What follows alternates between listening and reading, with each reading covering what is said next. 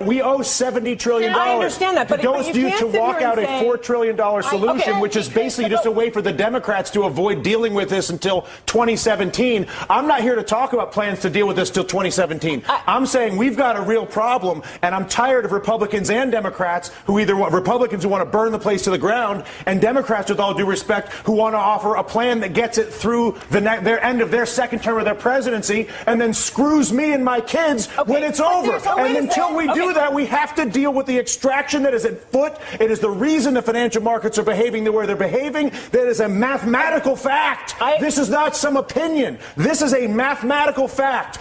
Tens of trillions of dollars are being extracted from the United States of America.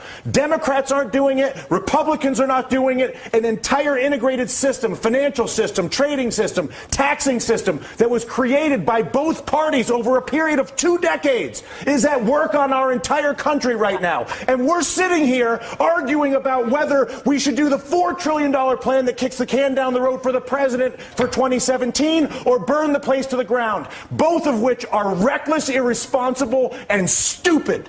And the fact of the matter is, until we actually, and I'm sorry to lose my temper, but I tell you what, I've been coming on TV for 3 years doing this. And the fact of the matter is that there's a refusal on both the Democratic and the Republican side of the aisle to acknowledge the mathematical problem, which is that the United States of America is being extracted. It's being extracted through banking, it's being extracted through trade, and it's being extracted through taxation. And there's not a single politician that has stepped forward, Susan, to deal with this. But there's only one right now. The leader of the free world, whether you like it or not, the President of the United States is arguably one of the most powerful individuals we have out there. But and Susan, he's what you're saying is exactly the point that Dylan is making. It's not about one guy. It's about all of them. No, I actually disagree. I think Dylan's saying it isn't about one guy. It is about one guy. What would you like him to do? I would like him to go to the people of the United States of America and say, people of the United States of America, your Congress is bought. Your Congress is incapable of making legislation on health care, banking, trade, or taxes, because if they do it, they will lose their political funding, and they won't do it. But I'm the President of the United States, and I won't have a country that is run by a bought Congress. So I'm not going to work with a bought Congress and try to be Mr. Big Guy. I'm working with the bought Congress.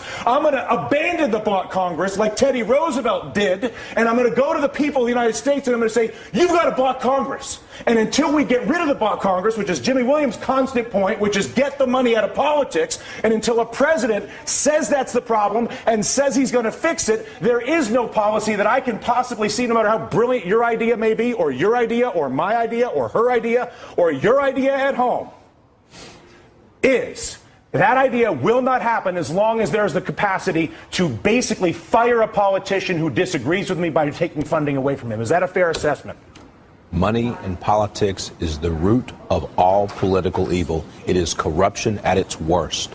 And until we step up and kick that out of the park, it's going to be the same system all and only the president could do that. We're going to No. Congress has to do it too. The Congress has to do it too. But I'll tell you what. How bad does it have to get? How much money has to be extracted? How many things have to be heard? Down to brass tacks. Okay, physically, what do? You go and give a speech right now. Right now. Right now. You say. And then what happens tomorrow? Tomorrow, what happens is you begin the process of actually investing in solving the problem. So I come out and I say, how? I create an infrastructure bank with 2% blending immediately. Once I explain to people the problem, once I explain to you have cancer, once you understand how screwed up your trade, tax, and banking policies are, believe me, you will have no issue when I incorporate an infrastructure bank that I fund with repatriated offshore money that I bring in and then use to create 2% direct lending to every business in America. Because when you realize that the banking system is fully corrupt and defrauding us,